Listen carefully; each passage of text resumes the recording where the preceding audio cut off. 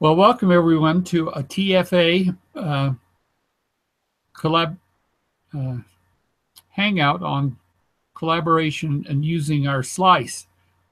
We have Ron Taylor with us and Roger Taylor Russell. So I'd like to have Roger, who is our president, share a note of greeting. Roger? Hey, thank you, Gordon. And thank you, everybody that gets involved in the Taylor Family Association. And so many people do so much good. I'm grateful for all of you. So thank you, Gordon, for what we're doing today. Go ahead and take it away. All right. Well, today we thought, Ron and I thought we would talk about using a slice of the file to actually help gather information with other members of your direct family. So let's talk about that. Now, to do that, we're going to use a slice that I use. It's the Joseph Allen Taylor group. We'll talk about how we can do that using Hangouts. So, Ron, over to you. As we do this, let me just suggest that first of all, you need to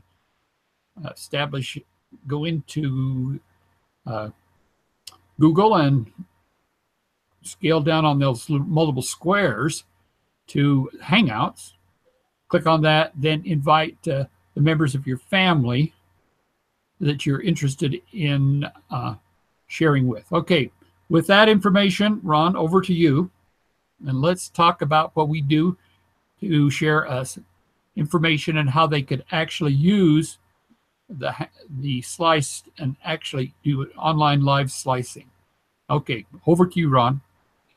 All right, I've already got the legacy screen up. If you're looking at that, I don't know if that's it's in place. Okay, good. So we'll start with that. We have Gordon's information pedigree on the screen, and he's talking about doing this Joseph Allen Taylor as a slice of the database. And this principle would work no matter whether you're working with a large database or a small one. So we take Joseph Allen Taylor, and we're going to jump to family view. There's Joseph Allen Taylor. And the first thing we want to do is to clear a tag. So I'm going to go right-click on the tag. And right now it looks like tags 1, 2, and 3 are in use for something. I don't know what they were, but I'm just going to clear all the tags for everything in the whole file to make sure that there's no overlap with some other project. And this should only take a few seconds here.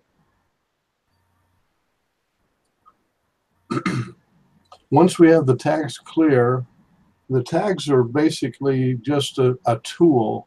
They are not data. And so we can use the tool for lots of different things. In this case, we're going to use a tag to indicate. You can see now that the tags have all been zeroed out.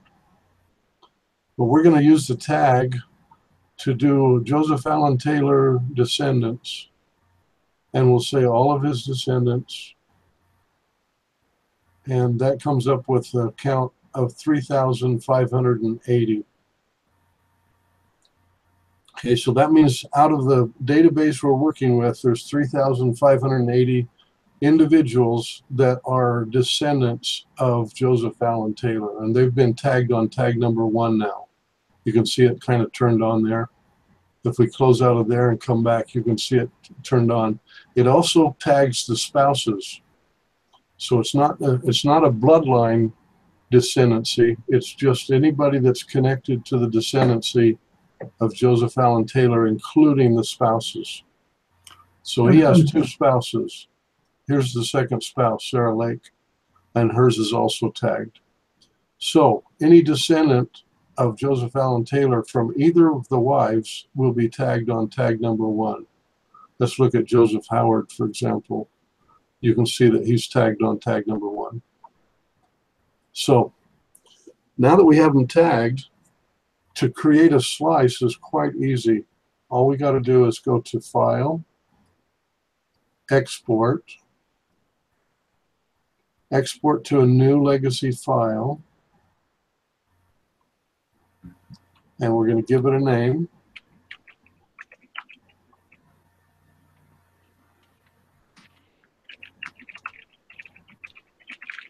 I'll just call it the Joseph Allen Taylor slice.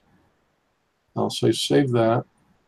What that's doing is creating a file name where this exported data is going to be placed.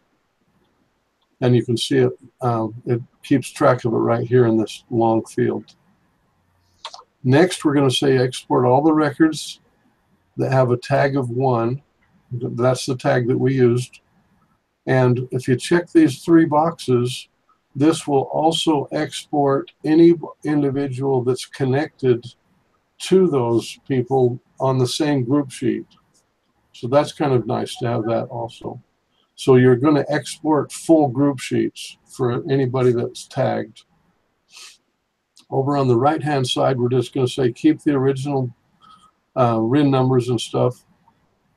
And we never want to fill in abandoned numbers. We're going to let it check for valid temples, and we're going to tell it to format names and places and where it needs to. And we'll leave off these last 2. We want to include the LDS information, so don't check that box. And we don't want to include the to-do items because they might be different on someone else's work. Okay, so we got all of our parameters set. I'm going to also go to privacy options, and I'm going to check all of these. The easiest way to do that is with the check all. So all of those are checked, so there's nothing that will be excluded from this export. Now we're ready to say start the export. And I don't want to include I don't want to make a new master source. I could make a new master source that would tag every single record that's being exported, but at this point I don't want to do that. I'm going to say don't assign a source. And here comes the records. So this will just take a few seconds here. It's exporting all of those 3,000, whatever we said, and also their marriage records. That the marriage records are the records that connect individuals to their spouse and to their siblings and to their children and to their parents. So fairly important record is the marriage record.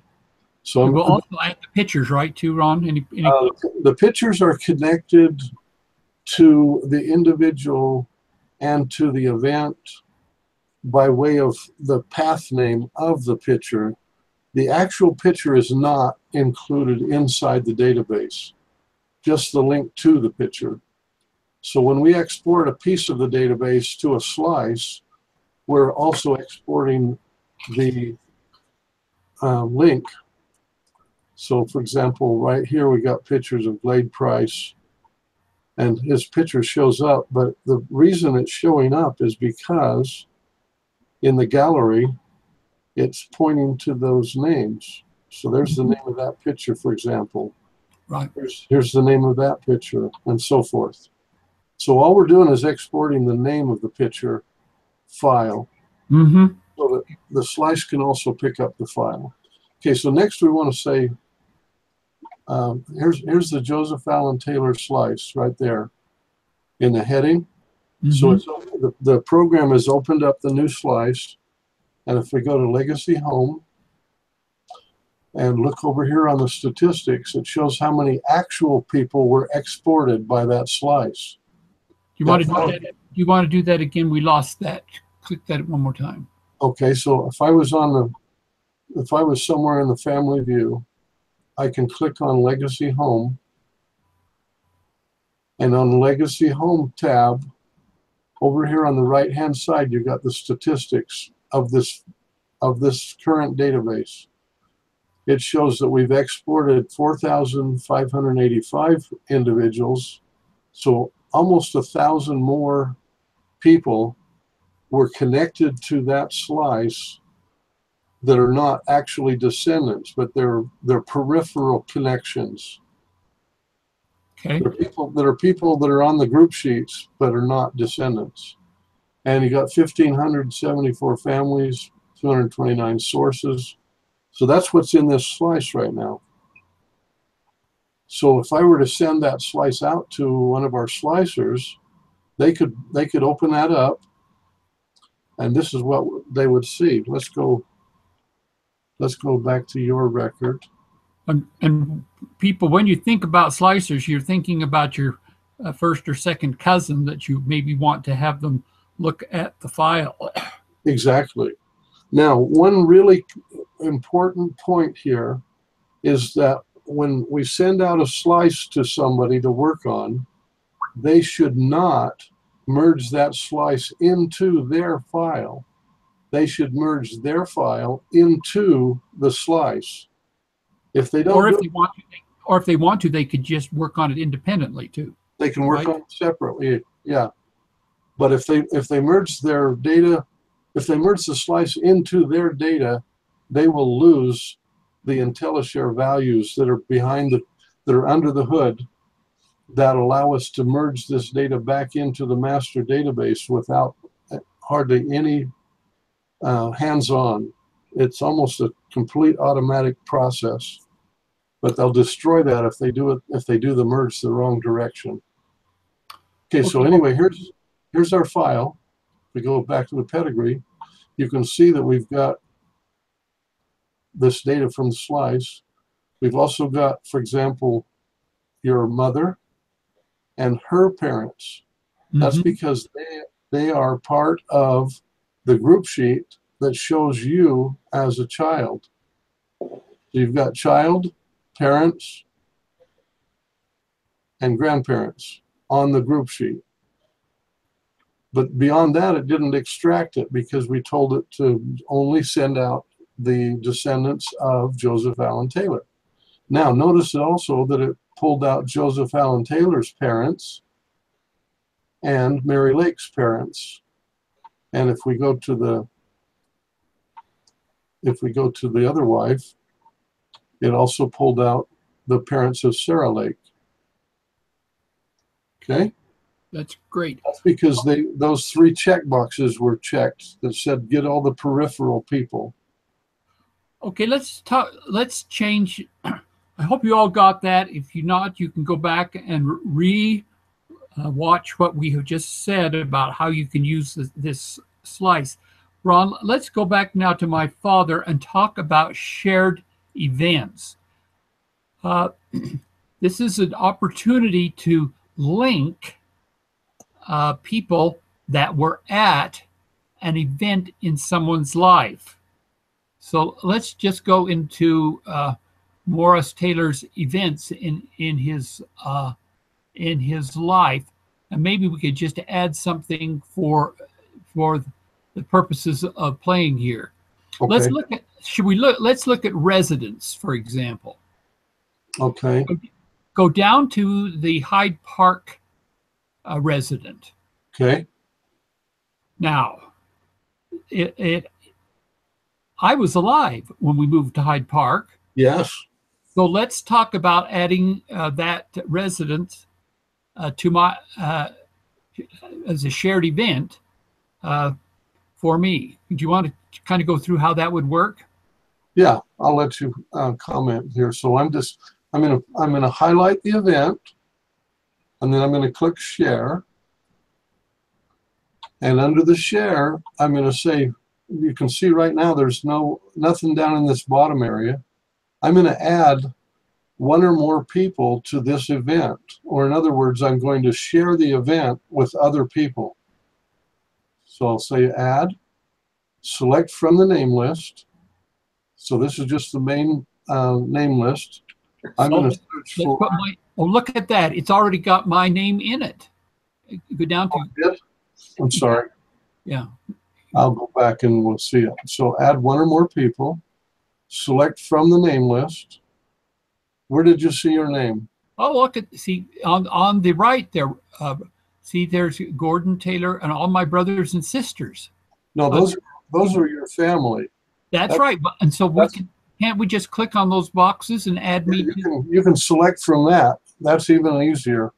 So say select that. Yeah, well, why don't you add all of my brothers and sisters? Click all of them. Okay, so I'll just, if you see this little red check box, Yeah. I'm going to click the ones I want to add to this event. Because we were, well, oh, they didn't. Okay, it just jumped a little bit. Yeah. And so I've got all of those selected. How about, that's different. Okay. See, come to Janan. Right now it's highlighted on Janan, or however you say that. Yes, that's correct. Janan, and it's showing her siblings, including herself. See that? Uh-huh. Anyway, we can check them right there. And then we can say, Go up to the select button right up on top, right? yeah, the select button is modified. If you haven't noticed it, can you see the red check mark on there? Mm-hmm. That means that you're selecting a set of people for the shared event. Okay. There you go. So and there we all are. It assumes that they are occupants as their role in this event. And you know, sometimes, Ron, when I've done this, it has different the roles that you can edit the roles. You know, so yeah, we were all occupants of the house. Sometimes you were a witness of the event. You know, yeah, you can have witnesses of the event. You can have there's lots of different roles. Let's take an edit role, for example, and you can come in here and do all kinds of different roles. Okay. So if the kind of rule that you want isn't in the list, you can just say add, and you can add as many different kinds of roles as you want. So, for example, if you were doing a census, you might have boarders or head of household. Like my father was a boarder at the census in 1940. Yeah, some of the other ones would be head of household, wife, daughter, son, daughter-in-law, son-in-law, all those kind of things. You could have different kinds of roles on the census record. Yep. For this residence, an occupant is probably the main role. Yep, and they selected that automatically for us. Yeah, they assumed that one based on the type of event. This is great. So that's how you fix different roles, and you could change it any way you want. Occupant's a good one for a residence. Let's go in and see how that shows up on my record now. Do you want to? Right. So I'm going to hit close. Mm-hmm. And now, if you look at this residence, yeah, okay, underneath this little column with the two characters, it has something in there. See them right there? Mm-hmm. So that means that that's a shared event. And if you put the cursor on it, it'll tell you this event is shared by 6 other people. You see that? Yep. So if we look at the 6 other people, let's just look at one of them, for example. Let's look at... well, there I am. There's Gordon right there. Mm-hmm. My sister, yeah. If you look at the events icon, can you see the events icon? Mm-hmm. Can you see that little red circle right there? Oh, yeah. That means that there's shared events. And if you look at the events now, there's the residence, Hyde Park, and there's the little icon. Yep. And there's a red symbol. Event date out of range. Oh, because that's how I put it in there. Yep, we might have a range problem. Because I put the years that my parents lived in that house, and Jeanette, that's okay. The Jeanette didn't live out there all that time. Has to do with something else. But anyway, let me show you a couple more of the items here.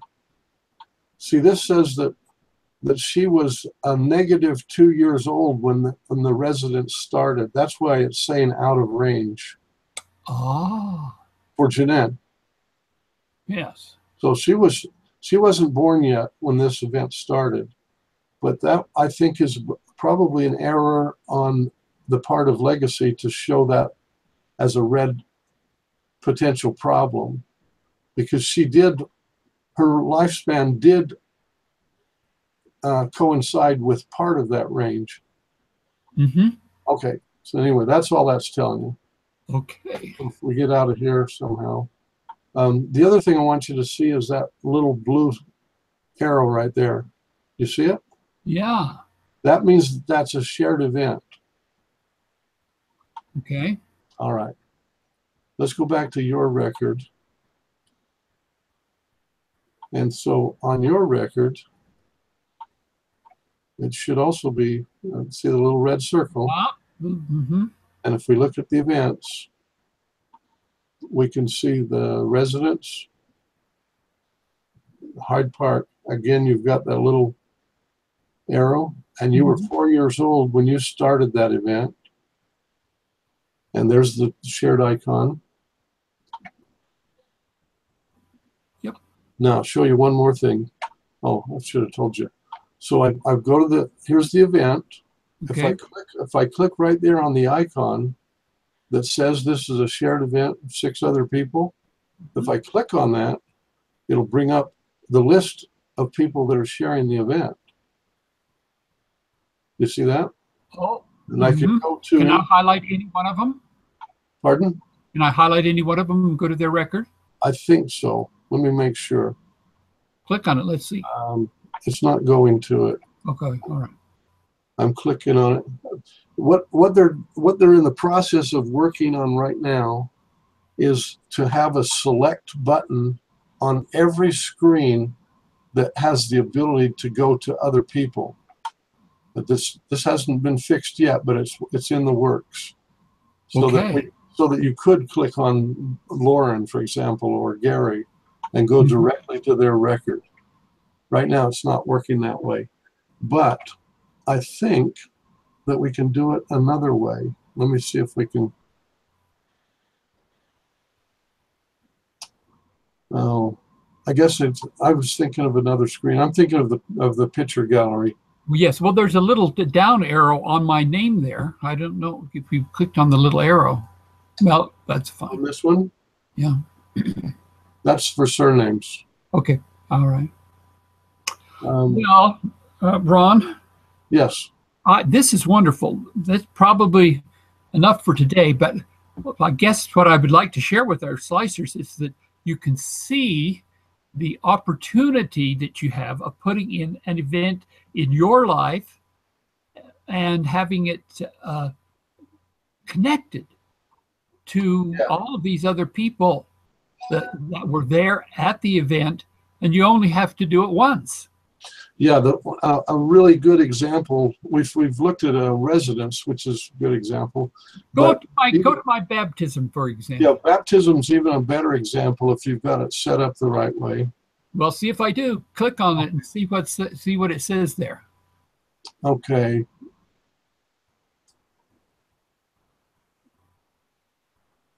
Well, so it's got. I don't think this one's set up right, but okay.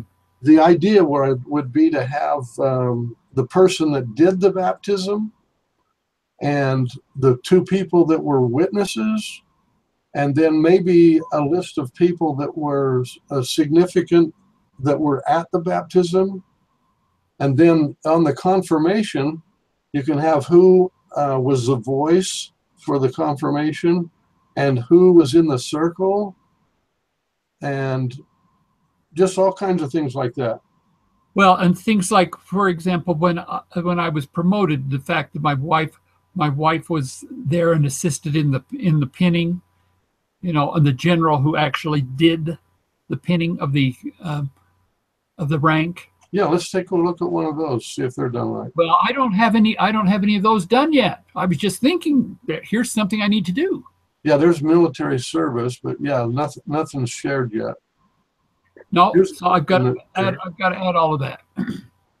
Here's a mission that's shared. Again, this one's, you've probably been working on this one, Yes. but there's no reason to have Susan 3 times. Yeah. So anyway, those are little bugs that are still in legacy that they should have warned you that you've already done this person with this role. It doesn't mean that Susan couldn't have multiple roles in this event, but she shouldn't be wife as all 3 of the roles. Right. Okay. Anyway, so that's not a perfect system yet, but it's coming. All right. Well, thank you very much, Ron, for explaining all of this to us, and I hope that this is useful to our TFA members and as they working with the file. Actually, if you wanted to, you could have a hangout, open it up, and share with a cousin and pick up some of this information about the event, about who was there. Correct. You know, and so this shared event actually acts like a witness, genealogically speaking, as much as a witness on a will or another legal document. Correct. They were eyewitnesses to the event, and so it adds validity to the information that you're putting in the file. Correct? Very much so. Also, one of the things that you need to realize is that shared events are fairly unique to legacy. And so if you try to export your file from legacy to some other program, it will break those nice shared links that are in the database. What it does instead, if, for example, if you uploaded a shared event to the church's file, family tree system, it would break the shared event into multiple events and upload each one of those, and they wouldn't be shared on family tree. And so when you download it from family tree, it won't reconstruct that shared event. You'll have to do all that manually. That's one of the main reasons why we advise people to, when they move a database from legacy, to move it to another legacy directly instead of through a GEDCOM export and a GEDCOM import or any other type of conversion, because you'll lose a lot of these structures that are built into legacy that nobody else has. Well, Roger. Yes. I hope you so this is really quite exciting, isn't it? It's very exciting. Let me make a comment. I'm not sure many people will understand what Ron is talking about. There's so much depth there, and that's, if we can watch it over and over again. I don't think I'm the dumbest guy on the block, but you know, for me to try to figure out how to transfer this and transfer that, and I guess we have to start someplace. Yep, that's right. Yeah. If you compare it to when you started driving a car, that was probably pretty intimidating at first, but now you just jump in, close the door, and away you go. You don't think about whether the carburetion's working exactly the way it should. Yeah. Well, thank you guys very much for sharing today on this webinar. Actually, thank you. Okay. Thank you.